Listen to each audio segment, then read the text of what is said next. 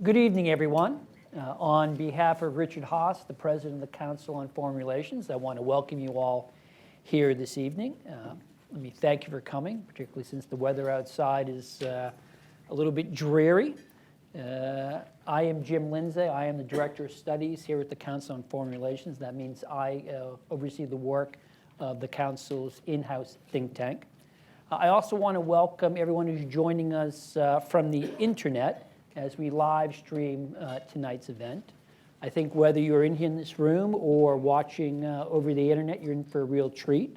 The reason for that is tonight's special guest, Micah Zenko.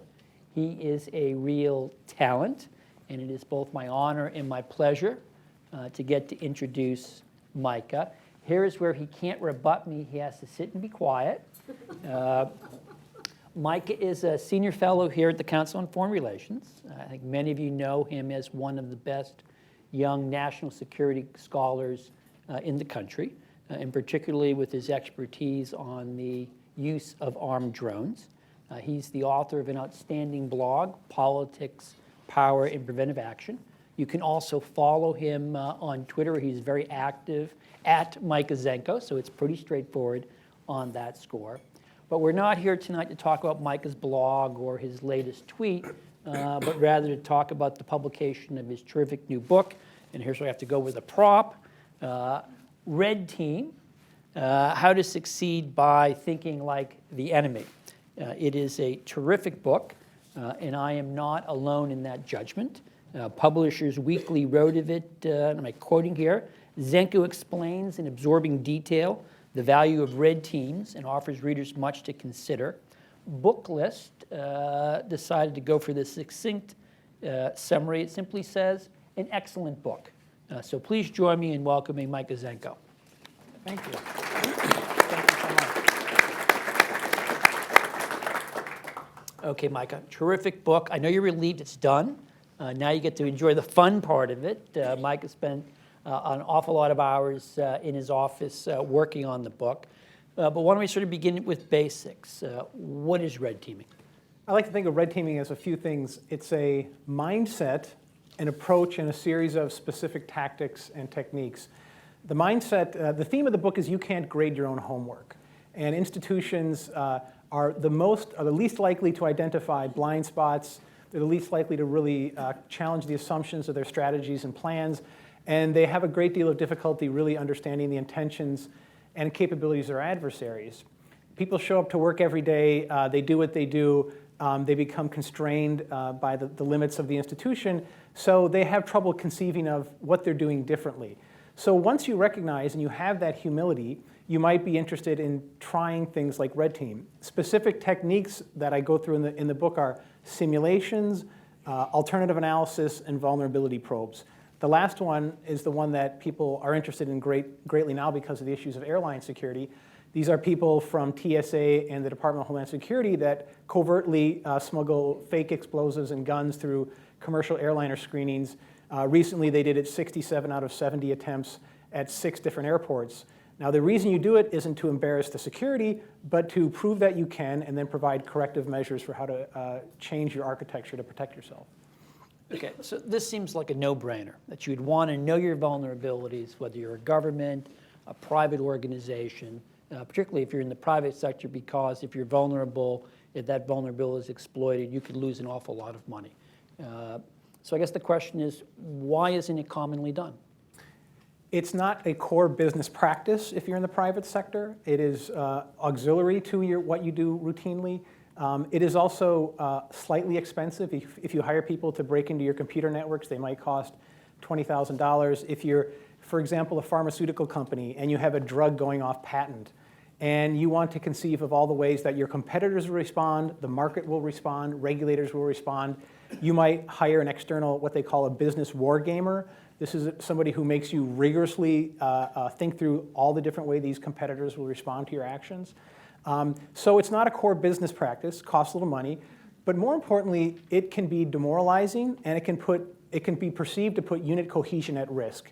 For example, if you're in a command staff in the military, it's a hierarchical institution. You work together 16, 18, 20 hours a day.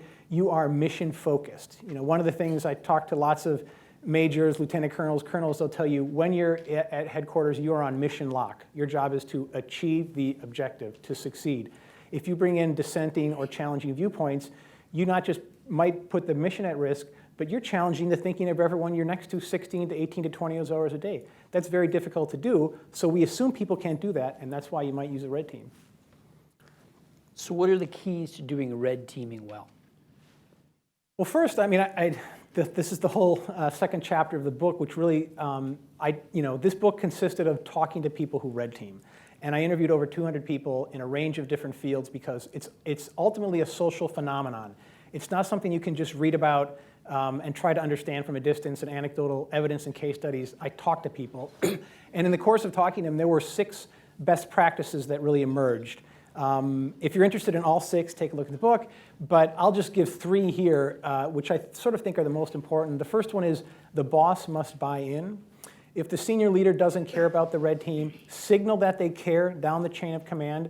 The red team will not get the resources, it will not get the access, and it will not produce any product that anybody listens to. So that's the critical thing. The second thing is the red team has to be situated correctly to the targeted institution that it's red teaming. If they are put in, as people like to say, a Marine Corps red teamer described me, we were like the children at the kids' table. Put in a corner, in a separate room, in a separate building, not really listened to, they're not going to be effective. Similarly, though, if you're too ingrained within the targeted institution, you become captured by the institutional culture. And then you're just saluting and trying to execute the mission. So it has to be situated just correctly, and that's very difficult. The final thing is you have to be willing to listen to the bad news and do something with it. It is quite routine. The most interesting people I talk to in the book are people who break into things for a living. These are people who hack, who break into buildings. They never fail. And they do it in a way to demonstrate how easy it is to what they do. They wear GoPro cameras, they get in through the smoking door, they pretend they're there for an interview, they pretend they're there to deliver something, and they always break in, they never fail. The point of it is not to embarrass or to humiliate, but is to show really how easily they could do it. Once they've proven it, the institution and the security team and the IT staff has to be willing to say, we have something wrong.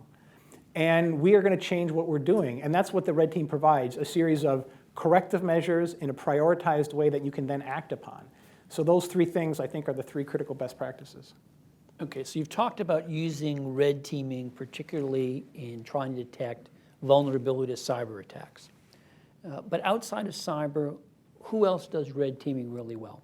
So one of the groups that I found really useful, and this is on the simulation type of red teaming, was the NYPD Commissioner's Office.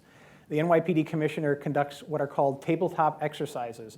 They're done at one police plaza. They consist of all the 2-stars who are the regional commanders for Brooklyn South, Brooklyn North. They consist of the bomb squad, the detectives bureau, everybody else, FBI, Joint Terrorism Task Force. And it's about 40 or 50 people who meet around a room and are then given a series of fictional scenarios for an upcoming scheduled event. So I was there just about 10 days ago for the New York City Marathon preparation. And there were members of the New York Roadrunners there, and they went through a series of situations. Like, for example, a drone shows up over the Verrazano Narrows Bridge. Why is it there? And another one shows up. It looks like it's carrying a package. What do you do? And people have to respond plausibly with the resources they have at time. Or at mile 16, when people come into Manhattan and then they turn north up First Avenue, what if between 100 and 200 of them suddenly got dizzy and fainted and started throwing up? Did they drink tainted water, or is it just an aberration of a cluster of people doing it? And if they drank tainted water, where would you find it? And what comes out of these, ultimately, is people are pressed to come up with realistic responses with the resources at hand, and they learn collectively how each other will respond. So it was fascinating to see how the NYPD learned how the New York Roadrunners is prepared for a ton of contingencies. For example, the race can be diverted at any location. They have alternate finish lines for both the elite runners and everybody else. And these people who had been protecting the marathon for years didn't know about them.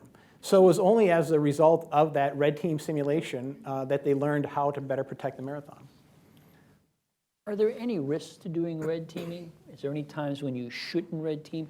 And I ask in part because if you get really smart people to sit around and think about vulnerabilities, isn't there a risk they will point out vulnerabilities that maybe you really shouldn't be worrying about? They could focus on the extreme worst-case scenario as opposed to the more mundane ones? So this is a constant worry of security researchers. These are people who do ethical, responsible disclosures of software. These are hackers who, literally break into everything with via the Internet of Things. The attack surface is just growing exponentially. And if you go to the security conferences and you understand how they do it, it's actually not that difficult. So people say, well, if you're proving this, aren't you giving a roadmap to the bad guys? But if you do it responsibly, you talk to the person who makes the software, you talk to the car manufacturer, they send out a patch, and then they get to brag and show off what they did. So that's the responsible way to do it.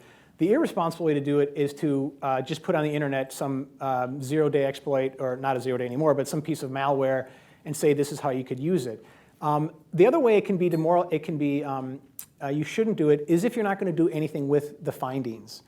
So if you impanel a red team and they do a serious scrub of your strategy or your plans or processes, and they come up with something outside of the box for how you should change things, and the senior vice president just puts it in the inbox and doesn't listen to it, well, now people recognize that this is a boss who isn't going to listen to dissenting viewpoints or things that challenge them. And subsequently, it demoralizes the workforce. So I always say, don't ask anybody to red team unless you're interested in what they have to say. Red teams are never determinative. They provide additional analytical insights that you might not find in your institution, but they help decision makers and leaders think through problems. Okay, you talked to dozens of people in putting the book together. Your favorite story? So my favorite story is, in many ways, the most heartbreaking story of the book is a gentleman who became a whistleblower. He was the head of the FAA Red Team. His name is Bogdan Zakovic. And the FAA Red Team was set up basically after the Lockerbie bombing. And in the mid-1990s, they were conducting relatively low-level covert smuggling tests to test both personnel, procedures, and technology, and screening technology. And what they found was really disheartening. I mean, they essentially, using really rudimentary tactics with just a small amount of surveillance, broke into everywhere they wanted to break into. They captured it very specifically. They reported up the chain of command to the individuals who would have done something with it. And they found out that nothing was being done. Basically, at the time, the FAA could send a letter of correction or impose a small fine on a commercial airline. And then through a series of arbitration, those fines would get knocked down to almost nothing. And over time, basically, they saw security vulnerabilities everywhere. And one of the more tragic events was just a few months before 9/11, out of Logan International Airport, with Fox Local News, they did a covert smuggling test to show how they could break things in. And they were sending this to everybody, and they were telling everybody. And after 9/11, Bogdan became a whistleblower, and he sort of said, look, this was a clear and present safety. And the Office of Special Counsel agreed, and he actually won his whistleblower case. So this was a case where red team was being done correctly, faithfully, with the vulnerabilities being reported to the right people, and airline security was not really improved in a way that, even if they had acted on it, they might not have prevented 9/11, but it would have certainly raised the awareness of the threats and improved the security culture. Okay. At this point, I want to bring the rest of the room into the conversation. I want to remind everybody this is on the record. I'm going to ask you to please wait for the microphone to come to you. I'm going to ask you to speak directly into it, put it very close to your mouth, and stand while you do so. State your name and your affiliation. So who wants to go first? Mitzi in the front row. I'm Mitzi Wertheim with the Naval Postgraduate School. I was lucky enough to join the Defense Department 38 years ago, but I'd started at the Peace Corps. And actually, when I went to the Defense Department, I said, you need Peace Corps skills. You need to understand the others. Red teaming has been going on for a long time. But one of the things I'm aware of is changing the way people think, feel, behave, and believe is the most difficult thing to do. And if you don't have a personnel system that rewards people for identifying the things that you need to fix, it doesn't matter. And nobody pays attention to personnel systems to figure this out. So how would you deal with this? That's a great question. And one of the things you realize is when you talk to people at red teaming, they always say, well, I have somebody who works at my office or in my command or at my agency, and they're kind of a maverick. So we sort of red team, this person, this man, this woman's kind of a pain in the ass, and it's a good thing. But the truth is that mavericks get hunted down and killed. And the reason is because they pose a risk to the institution. And the fact that in every institution, people can identify the one or maybe two people out of hundreds sort of demonstrates how rare they really are. The Army, for example, recognizes this problem significantly. It is a big problem. And in fact, at University of War College, they do a survey of every colonel who becomes a general officer, becomes a one-star, and they found that there's a national survey they've been giving out for decades. It's called the Openness to New Ideas Surveys. And the Army colonels who become generals are the least open to new ideas relative to the American population. That's not by accident, right? Because in peacetime, you want individuals who know what they're doing, know doctrine, have a steady set of hands, and can implement. But they're going to be the least likely to see things in alternative and divergent ways. They're trying to train people to do this, and I went out to Fort Leavenworth, where there's a Red Team University. I've been out there 5 times. I took the 2-week short course. It's really a remarkable thing to have people read constructivist literature, read Benedict Anderson, go to Nelson Atkins Museum, and they make them think about Mark Rothko field paintings. It's just, watching that is kind of a fascinating exercise. But when they become the 05s, the 06s, the general officers, those people who really truly think differently tend to either leave or get winnowed out. And how do you promote and protect your mavericks is one of the things that a lot of institutions think about. Do they have solutions? So you either have a senior sponsor who identifies you and puts a tarp over you and hides you and protects you. Or they are, the famous case in the Army, as many of you know, who is now a 3-star, H.R. McMaster, who is the maverick of the Army. Everybody knows H.R., and he is now in a critical position to find his own mavericks and to promote and protect them. But they're really rare individuals. But it's a great point. In the back, Mr. Brake. Yeah, Ben Brake, I'm a Department of State INR Cyber. Following up on Mitzi's question, I think another way, short of having dedicated red teams or mavericks, would be more inclusive workspaces and diversity in some of these organizations. And I'm curious to know if any of your research touched on that issue. Well, diversity is a great thing in terms of a lot of perspectives, but the problem is people who work together every day tend to suddenly think alike. This is demonstrated in tons of sociological experiments. They tend to think alike after time because the command climate signals it. The values that are transmitted down become apparent to everybody. Institutional culture, everywhere you work, it's in the walls. You know what it is. It's tacit. It's sometimes hard to identify, but we all are constrained by it every day, whether you know it or not. As I always say, nobody shows up to work every day and says, what are we going to do today? They don't start anew with a new plan to start doing things. There are deeply ingrained SOPs and culture and values, and we all know what they are. So the longer people are together, the less diverse they become. That's one problem. The second one is we know that, especially in hierarchical institutions, people are unwilling to voice up. They don't challenge, they don't provide dissenting viewpoints for several reasons. Some people think they're going to be retaliated against, but mostly they think it's pointless. They recognize there's really no reason to, things aren't really going to change, so I'm not going to speak my mind anyway. So it is useful to promote diversity, it is useful to have mavericks, but over time, they become diminished significantly. And I think red teams are one way to have a semi-independent look at things once you recognize that. Gentleman here in the front. Thank you. Christopher Graves, Ogilvy. Is there an educational or pedagogical approach that delivers more effective red team thinking? And what's the most effective red team thinking you've seen in the private sector?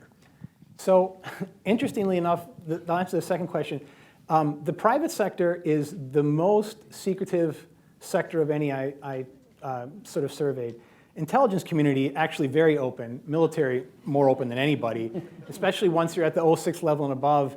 Peter Schoonmaker, the wonderful general, former 4-star, like once you shed a little ketchup, like you're just not afraid to speak anymore. And they will help you think through some of your problems. There's a former great hacker, his name is Mudge. If you know Mudge, he's sort of a legend. Mudge was at DARPA, a senior official for many years. Then he went to Google and he said, I hated going to Google because I suddenly couldn't talk to people. And he was like the head hacker at DARPA for many years. So it's really hard to know what happens in the private sector because consultants only tell stories of success. And when they're not successful, the fault always lies in the institution, the business that they're helping to work with. So it's very hard to know. There are some people, though, I would say, I became, as part of this process, I'm a certified business war gamer if you need this help.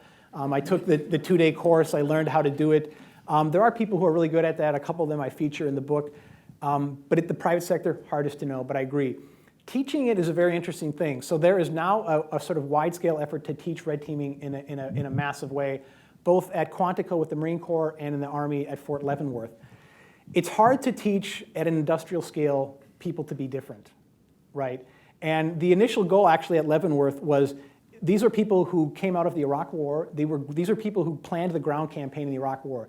As they like to say, I was on mission lock. I thought we were going to take down Saddam Hussein, and then Iraqi military was going to take over. We had no idea what to think about if they were, we didn't pre-mortem our plan. We didn't really challenge the assumptions. Everybody who told us something bad, we dismissed and we listened to our chain of command. That's what they'll tell you. So they created this place at Leavenworth. Initially, they wanted to change the minds of all officers, but you can't do that, right? So now they're trying to train specific red teamers. And so there's a 2-week course, a 9-week course, and a 16-week course. And I think they do about as good a job as anybody teaching it. And by the way, if you're interested, just Google. It's the University of Foreign Military Cultural Studies, Red Team University. They have volume 7. It's the Applied Critical Thinking Handbook. Anybody can find it. Anybody can read how they teach this. It's not a secret. So they're about as good as it gets at that, where there's public information. Gentleman here in the front. Hi. I'm James Turner from the Dana Alexander Payne Community Development Corporation. Do you have any lessons learned or things you can share with us to impose some discipline on red teams? In other words, even though the boss might be in favor of it, don't come back with 1,000 findings. Come back with something I can do something with, like 10 or 20 critical things that would really help the problem that I can get my arms around. So the way you do this effectively is the initial scoping conversation you have with a targeted institution. If you come in at the last minute, people use this term, if you're the seagull and you come in at the last minute and you go to the bathroom on the plan and then you fly away, that's not helpful, right? You needed to be there at the beginning to understand plausibly what they can do with your information. Like if you're trying to help improve somebody's computer network architecture and they don't have many resources, don't tell them about the most advanced piece of malware to break in. Help them, what can you do with the plausible amount of money you have? Because one of the things we learn about IT security is most of it's spent really poorly. It's not a matter of most resources. Most of it is being used to buy things that big name companies put out, but it's actually not the most effective. So that's one thing. The other thing is the final product has to be, I would say, prioritized. It has to have specific concrete recommendations, and it has to have a timeline when you can do it, right? So if a red team comes back, right, with a long list of things that you can't plausibly do, and it's too late to really make the changes, that's not helpful. But most leaders, senior vice presidents, senior officials in intelligence community or business will say, tell me the 3 things I really need to do and why. So that's the homework, and then the recommendations at the end. The other thing is there are certain people who should, in red teams, who should never meet with a target institution. Red teamers are strange, almost universally. They often behave poorly with others. They're either too young and they don't care any better, or they're too old and they don't care anymore, and they just don't care anymore, right? The people I say the best red teamer is the terminal colonel. This is the individual who's not going for general officer. They know everything about the institution and the issues. They're not looking to impress or get promoted. So they're all suddenly, they're as honest as ever. But that person might not be able to speak in a way that is sensitive and I would say consistent with the needs of the target institution. So sometimes there's a buffer and an intermediary there.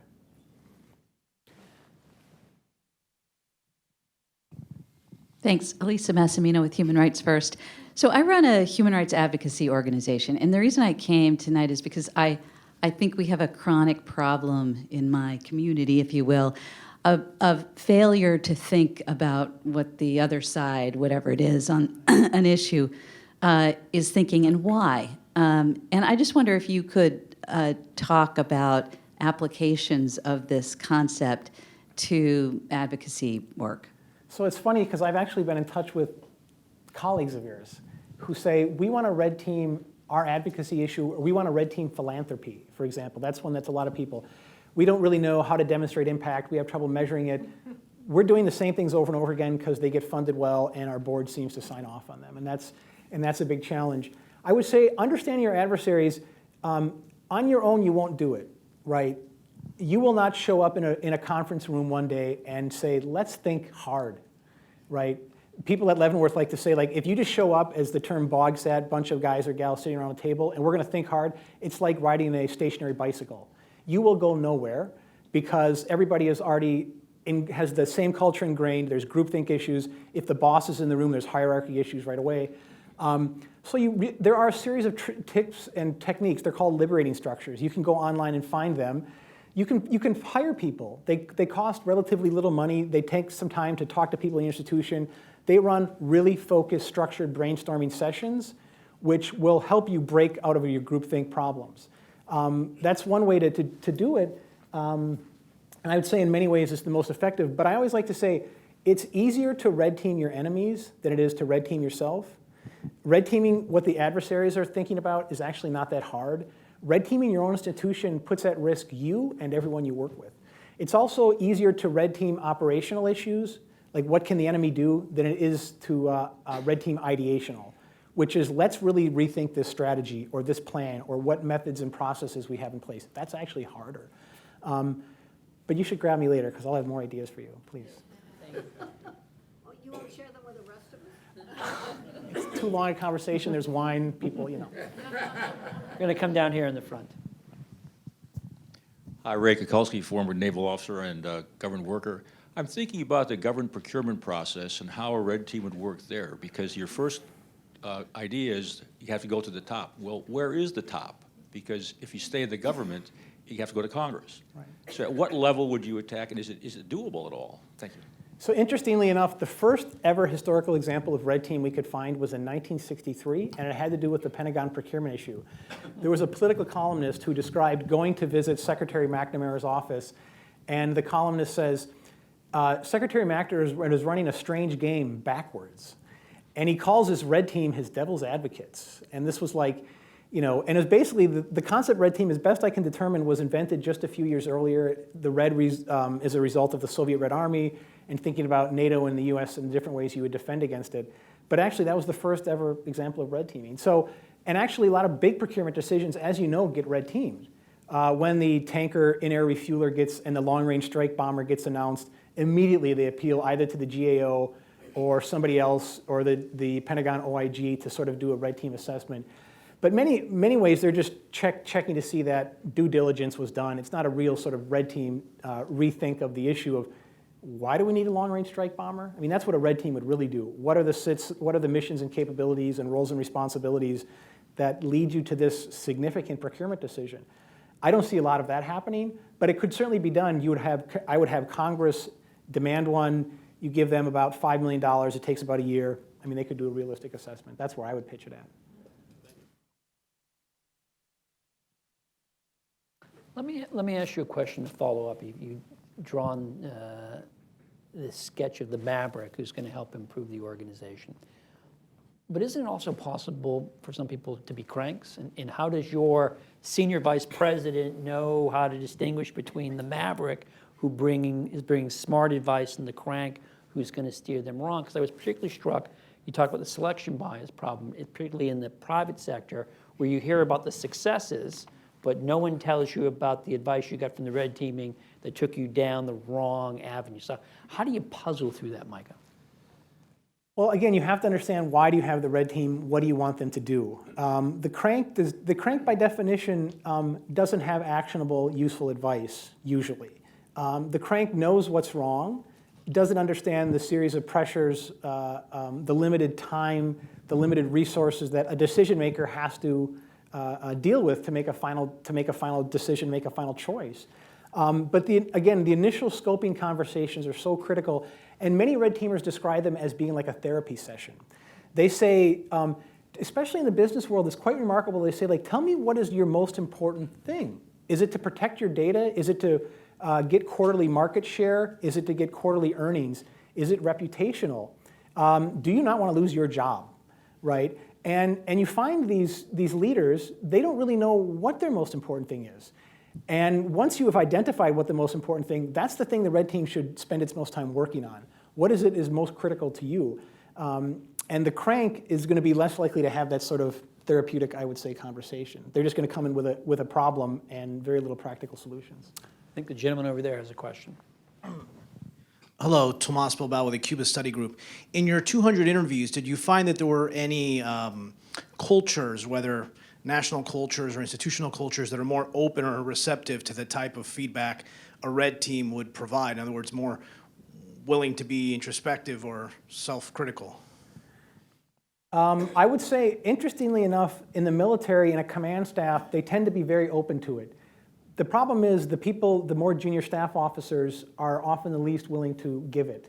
You know, one of the Lieutenant Colonel Marines I spent a lot of time interviewing, who now teaches red teaming at Quantico at Marine Corps University, you know, he said, the way I got promoted in every job was to read my boss's mind and then act upon what he wanted before he asked me. And it was quite interesting because then I talked to lots of senior leaders, colonels and above, who lead command staffs, and they beg people to come in and tell them what's wrong. They want to know it. So how do you translate down through command climate, through protecting individuals, that you value what they have to say? You won't be retaliated against. It won't be pointless. I might not do anything with the information you tell me, but I welcome it. And that's a difficult thing to demonstrate. Did you at all look at the Israeli military? The Startup Nation book talks a lot about how the Israeli armed forces reinforce and almost reward that type of question. Tomas, you asked the right gentleman. I know he has an answer for you. So there is a unit which was very hard to learn about, except some former Israeli military officials and intelligence. It's called Ipshat Marabat, which means the opposite is true in Hebrew. They are directed to come to the opposite conclusion of whatever the current plan or conventional wisdom is. They brief not just, they're in the military intelligence component of the IDF. They don't just brief generals, they go to parliament, they brief the prime minister's office and the prime minister's cabinet. They describe their jobs, one of the individuals I know who did the briefings, as exhaustive. You have to essentially be argumentative by design. You have to challenge and doubt everything that happens. And this is the classic, in the Vatican sense, which is the opening of the book. This is the devil's advocate. This is the person empowered to challenge and question every fact that came up before someone came up for sainthood. It existed for over 1,000 years, and some of these cases for canonization lasted decades because they just found more and more and more damaging, harmful information. It's hard to do that every day. And you have to do it in a way, again, that is sensitive, that doesn't get you shut out, that people, so they don't stop listening to you. But it does exist in the Israeli military, and the people who do those jobs don't last more than 2 or 3 years. That's about as long as they can do it. And I'd say one other point, which gets to this issue of red teaming, there's a temporal aspect to it, which is people shouldn't red team forever. People should serve on red teams for short periods of time. It tends to change their perspective. They suddenly see things differently. They feel more empowered to speak up. But if you're a red teamer forever, if you don't go back to blue or you don't go back within the institution, you probably forgot what the institution's doing in the first place. Over here we have a gentleman with a question. Mike Holloway, Wood Creek Investment Partners. Based on your research, what percentage of the time are red teams tasked with discovering best practice as well as discovering vulnerability? You gave the example of the FAA team and the New York Marathon. Would those teams have also been tasked with, tell me who's got the best airline security in the world, or tell me who does marathon security the best in the world? No. And basically, a red team, I always say, it should not supplant the typical operations and plans and policy staff in an institution. The red team, in a military command staff, should not just tell the director of operations in the 3 section what they're doing wrong and then say, here's what you should be doing. That's not what they should do, right? Their job is to challenge assumptions, to identify blind spots, to poke holes in plans and strategies. But they on their own should probably not be the same ones who develop the plans because, as we know, you fall in love with the plan. Similarly, in the private sector, you fall in love with the deal. If your job is to develop it, you simply will not see it in a critical and divergent way. So they can help them, and they should have a series of conversations with them, not just at the very last minute, but they are not the ones who come up with best practices or necessarily a new plan to, I would say, replace the one they found holes in. Did you have a question, sir? If you could stand and bring the microphone. Hi, Bale Dalton, Department of State, Navy Reserve. We've touched a little bit on this, but oftentimes the critique of a devil's advocate is that they are able to say sort of these negative or antagonistic things and get away with it, and then don't have buy-in in the final product or don't have buy-in in the company as a whole. So in your research, did you find that people preferred sort of external groups to come in and do the red team, which obviously have flyaway capability and not buy-in, or prefer to rotate people in through internal teams, as you were sort of talking about before? I mean, my personal preference is internal teams that have limited time and exposure, because they haven't given up on the institution, and they don't have a profit motivation to simply have some bang and then to fly away. A great example of this that I feature in the book is the UK Ministry of Defence has a red team. They're in Swindon, which is about 50 miles west of London, and I went out and visited them, and it's quite fascinating because they're by all these people who do training and doctorate and education support, but they are independent. Their products are not coordinated with anybody else. They decide what they work on, and then they say no to people who aren't going to do anything with them. And people are there for a little period of time, and then they go away and others come in. And once they've left, they're sort of changed. When you're exposed to red teaming, you become a changed person. Over time, that wears off. But at least for a period of time after you've been exposed to it, you become slightly changed. So I tend to go for more of the in-house. Lady in the back. Thank you. Paula Stern. I wanted to follow up on your the questioner asked about cultural differences and ask about gender differences and what your observation is. Generally, when you are part of a group and you're a minority in a majority situation, you tend to be able to see things and be willing often, if you're not completely cowed, to say things. So I'm wondering what your observations have been when you have had a gender diverse or other forms of diversity on a red team. Does it make a difference? It does, and it's interesting because there are certain communities where there is very little diversity, and I will just say in the hacking world, it's terrible. I mean, not just information security, but people who actually do penetration tests of computer networks. You know, I've been to many security conferences. The number of women you can count on one hand among thousands. And I actually know somebody up at NYU who teaches undergraduate women how to hack. That's all he teaches. And the problem is they eventually leave the field because it's not just toxic, but breaking into things is boring. It's actually not hard. Women want to be part of something that is a collective, that builds an institution and is successful. Guys like to break into things and then just to walk away. They found this. They found this sort of over and over again. So and that was one of the things we had a really great difficult time of finding more women in the computer security world because they're just, in the hacking side of things, they're not there. I would say the most effective red teamer that I found in this book, as it was described to me, is there's a retired one-star who runs this Ministry of Defense red team in the UK. He said the best red teamer he ever had was an American woman who was 20, undergrad, working for the summer for them. She was so different from everyone else there, not in uniform, didn't know people's ranks, didn't care, said things that nobody else would say because she was leaving. She was fearless individual. And there are certain very specific situations where she pointed out things to very senior British defense officials, which made them change what they were going to do with the defense white paper specifically. And it was only because she was so different, so uninvested, came in with so outside perspective. But you can't count on that, right? It's hard to find that sort of lightning in the bottle with that individual. But you're right, diversity is a critical component, not just gender and background, but experiences and worldviews. A good red team should have a diverse set of skills and backgrounds. We're going to go all the way in the back. All the way in the back. Wave your hand, they'll bring you a microphone. Thank you. The name is Mercedes Fitchett with U.S. Air Force. If you'd like to take the fifth on this question, please feel free to do so. If you were to apply a red team to CFR, how is it that you would see that taking place?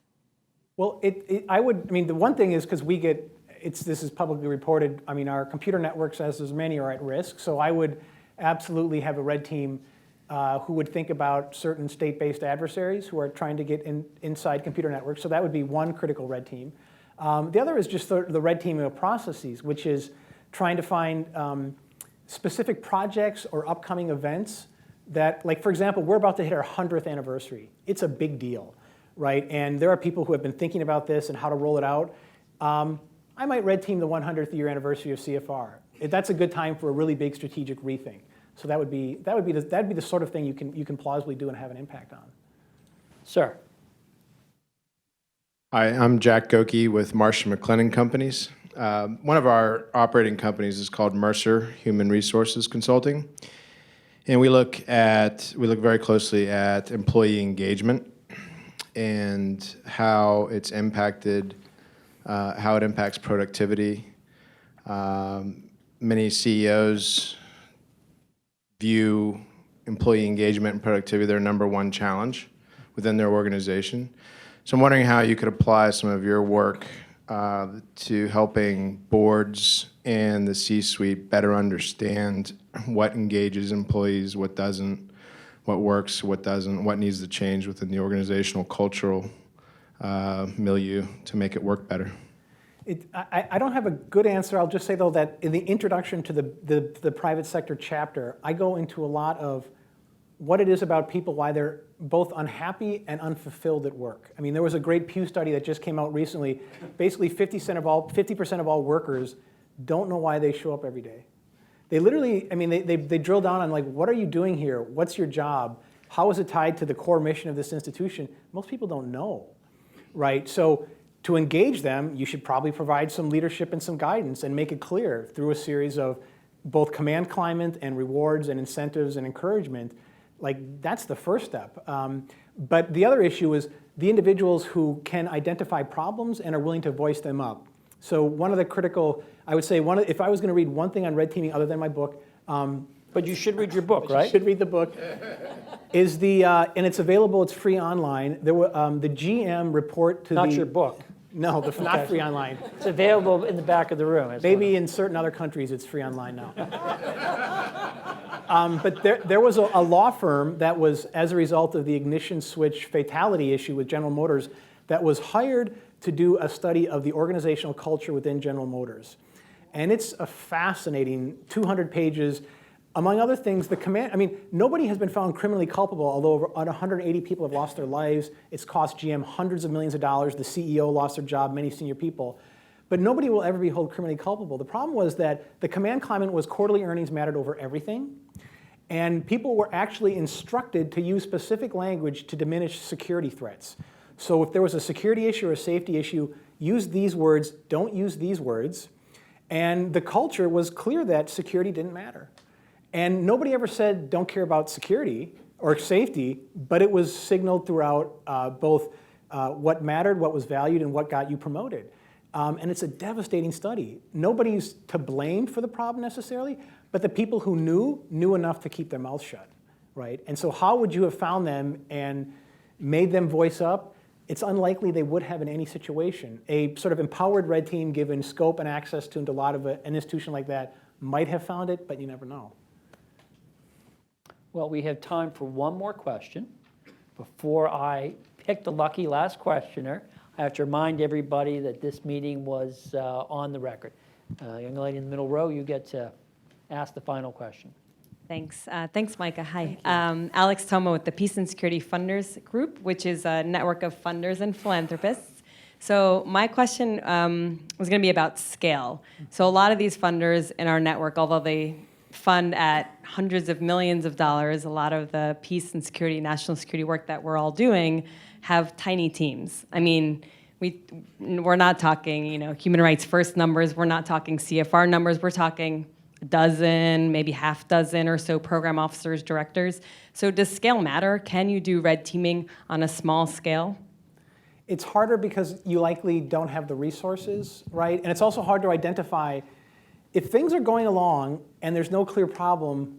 It's hard to find the money, the resources, and the time to red team, right? And one of my favorite quotes is the former head of security for Dow Chemical, Dan Irwin. He said, the surest way to get the senior management invested in a senior management plan is to burn down the building across the street. Now, the problem is you rarely have a spare building to burn down. And it's usually not until there's a crisis situation when people will actually hire somebody to do this. But the good news is crises provide opportunities. And in the business sector, they often say it's actually a crisis where people are going to be most willing to hear the bad news. They're going to be most faithfully understand alternative perspectives and to assume the role of adversaries, for example. So it's harder to do when you don't have the resources, but because you have fewer at-bats, you have fewer chips to put on the table, it could potentially have greater impact. But I also have thoughts if you want to talk later. Well, I think you have just seen why Red Team, How to Succeed by Thinking Like the Enemy is such a terrific book, and why Mike Azenko is such a valued member of the David Rockefeller Studies Program. So please join me in thanking Mike. Thank you.